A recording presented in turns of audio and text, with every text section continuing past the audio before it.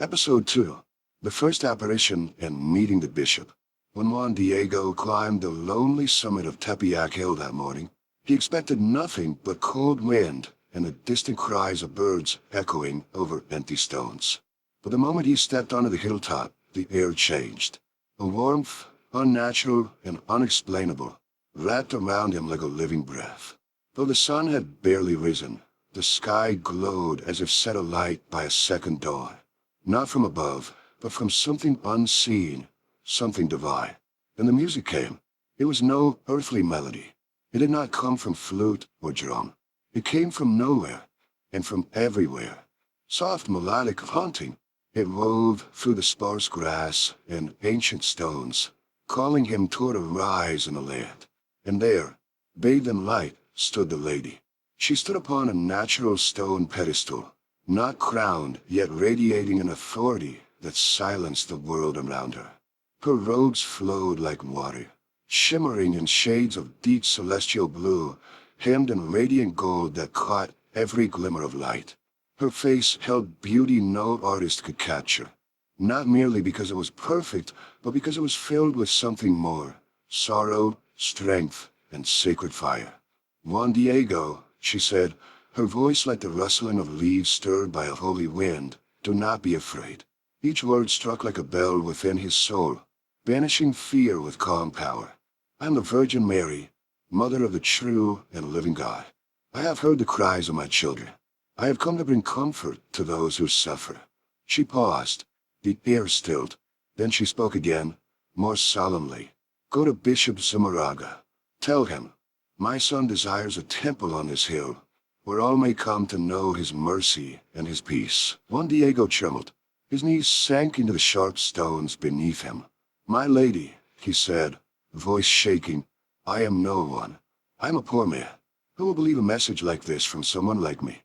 Her gaze softened, and with a faint smile, she answered, "I have chosen you. I will be your strength." As suddenly as she had appeared, she vanished. The air cooled, the music ceased, but her promise lingered, like light burned into memory. Juan Diego descended the hill with haste, the image of the lady alive in his mind. Every whisper of the wind seemed to speak her name. At the foot of Tepeyac, he reached the Franciscan mission and begged an audience. Brother Andres, the friar in charge, listened, frowning thoughtfully as one recounted the vision. "Visions are not rare," the friar warned. "But if you truly seek the bishop's attention, you must bring more than stories." A letter was penned, and one was sent on to the Episcopal Palace in the heart of Mexico City. Before the great stone walls of the bishop's residence, one faltered. The streets around him pulsed with life. Armored soldiers, street vendors, foreign tongues, but all of it faded to silence in his mind. His breath caught. He steadied himself. He had been given a task by heaven. Inside the bishop's chamber, silence reigned. The walls loomed tall and pale, the only color coming from the crimson robes of Bishop Zumárraga seated behind a dark wooden desk.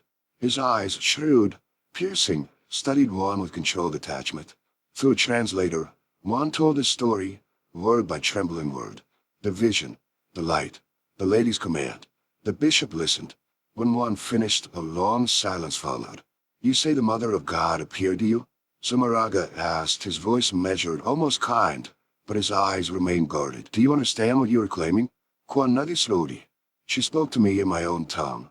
She promised mercy, if only we would build her house on the hill." For a fleeting moment, the bishop's stern face softened, but then his expression hardened. He leaned forward. "If this is truly from heaven," he said, "bring me a sign. Not words. A sign no man could invent. Then, and only then, will I believe."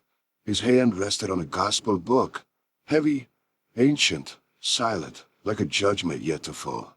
Juan bowed and turned away. The palace hall stretched endlessly as he retraced his steps, burdened by doubt. He was no prophet, no priest, just a farmer. And yet, deep within, something stirred.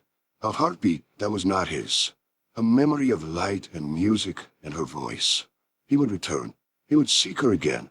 And this time, he would carry heaven's proof.